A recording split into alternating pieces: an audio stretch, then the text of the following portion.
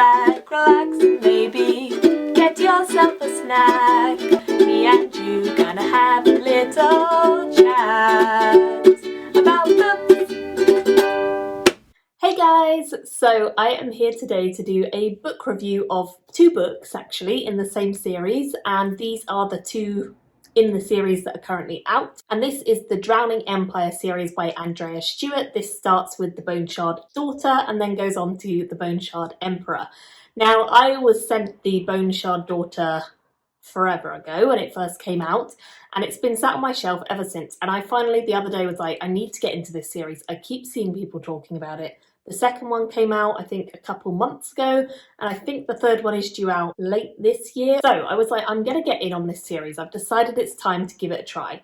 And I heard really good things about this author. A lot of people said she was a fantastic debut author.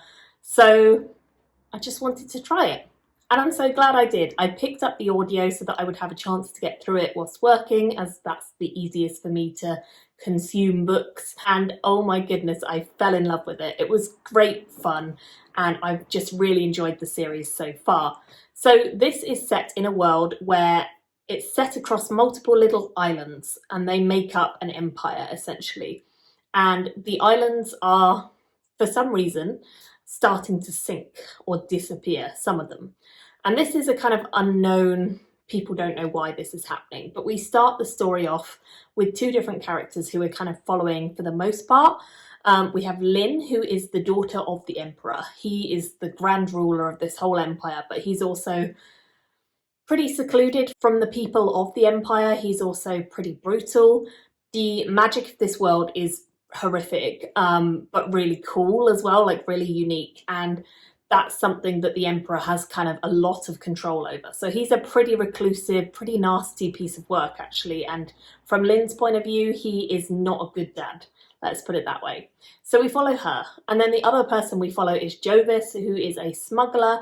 He is on a kind of mission to try and find out what happened to his once wife, who was taken away from him for the empire many years ago on a boat, and he doesn't really know what happened to her, and he's on this kind of endless mission to try and find out and rescue her if he can. Along the way, he ends up getting involved in smuggling, and various people come to him for help, not just for smuggling, but also for smuggling children away from the bone magic ritual, which is this tithing ritual that everyone in the empire is supposed to go through. And this is where the magic comes in. So bone shard magic is the key magic for this world, and it basically has to do with every single person in this empire, when they hit a certain age, is supposed to go through the tithe. And the tithe is where they have a tiny shard of their bone extracted from their head, and this shard is sent off to the empire for the emperor's use. And the emperor is able to manipulate these in a way by sort of drawing, etching onto the bones with a special language. He is able to manipulate and use magic through this.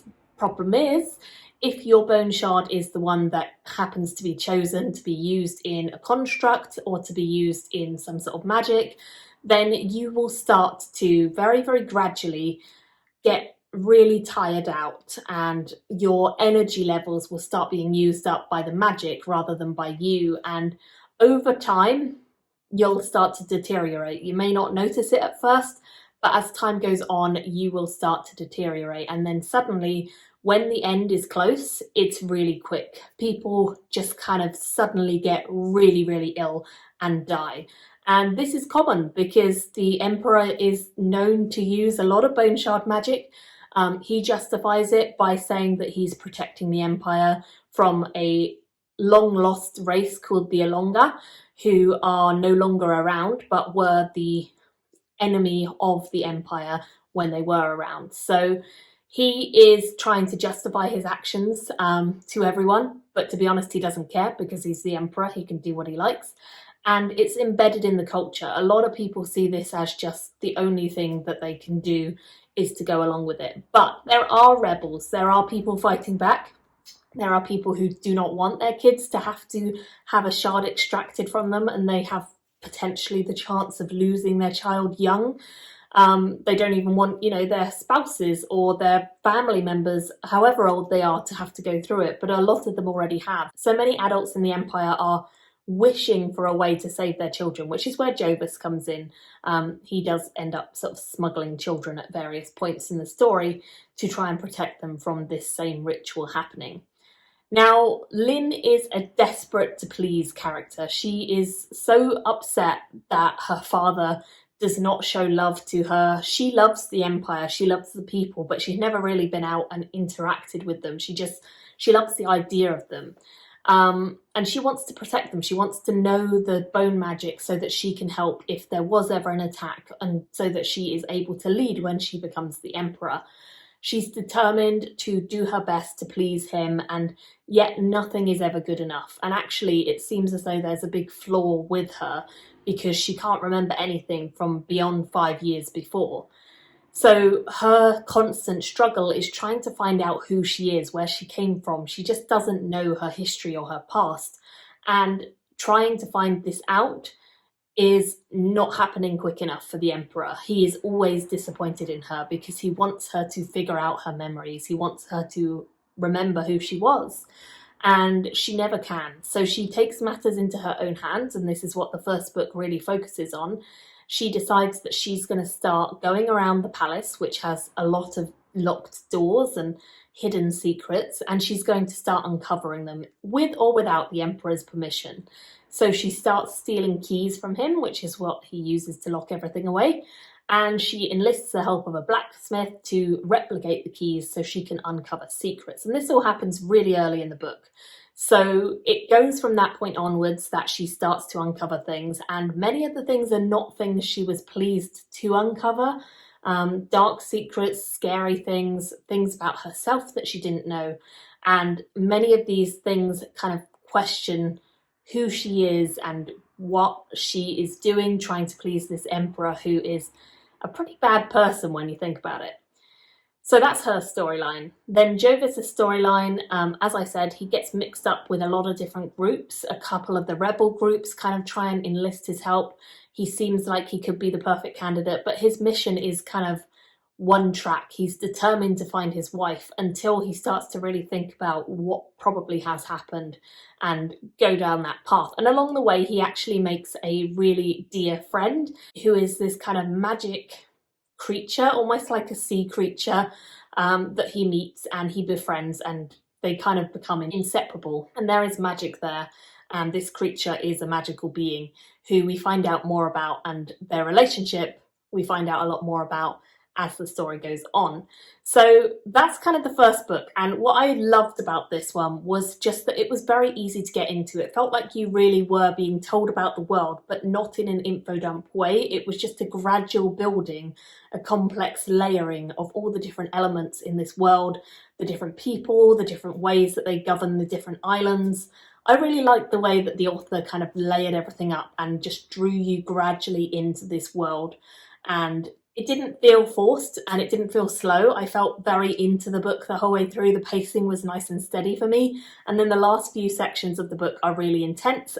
There's a lot of exciting action that happens, and which really drew me in further and made me want to go straight on to the next book, which is what I did. So the first book I ended up giving 4 stars to, and the second one I actually also gave 4 stars to. The second one builds on the first one. We really start to see the Empire in a larger scale because the characters that we're following, they start to go out further. And actually we have a couple more characters than just those 2 that I mentioned. We have a young character and her girlfriend who are the daughter of a duck and the ex-street rat.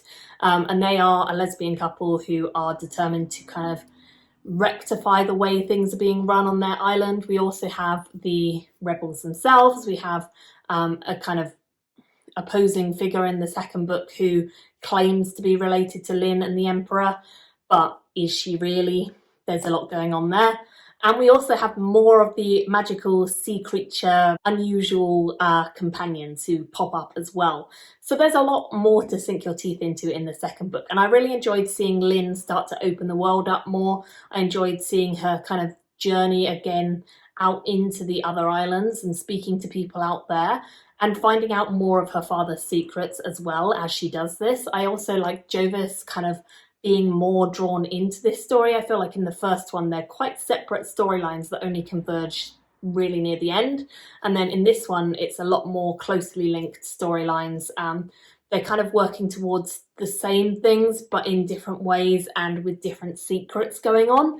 So each of them has their own secrets to hide from the other, and it's kind of a constant, will they reveal themselves to further their agendas? Are their agendas matching or not? And things like that. So I really like that kind of side of things. I also like just seeing the magic evolve. The Ilonga race that I mentioned in book 1, we actually find out a lot more about them in book 2, and a lot more is hinted at why they disappeared, how they disappeared, whether they could be coming back. So lots of stuff that you can sink your teeth into if you like the magic as well, which I do. And generally just really interesting stuff happening. I liked the characters, all of the viewpoints I liked. Particularly Lynn is probably my favourite of them, because you get the most time with her and therefore you can really understand her story the most. But I like all of them. I think they're all really well written and nicely done and handled. So I would certainly recommend this series. I am definitely going to be carrying on with it when the 3rd book comes out. I'm very excited for the 3rd book to come out now that there's a couple questions that the author leaves open for that book to address. A couple of big things kind of on the horizon that they've been setting up. So I'm excited. I'm definitely looking forward to going into book 3 when it's out, and I'd love to know what you guys think of this series. If you haven't read it yet, I would say it's definitely one of the more unique magic systems that I've seen in the last few years in the reading I've done, and I really enjoyed the ideas and constructs and the way that she plays with the magic in this. I just think it's really different to have this idea of like people's bones that you engrave, that you put into other constructs to bring them to life, to match up different rules and contrast and contradict one another. It's really interesting, the magic system. So I highly recommend this series. As I said, I gave both books 4 stars, really enjoyable reads, and definitely a series I'll be picking up the next one soon. So let me know your thoughts. Thank you all so much for watching, and I will see you all in another video very soon. Bye everyone! Thank you for watching my video today. Go pick up a book, then come back and chat with me again.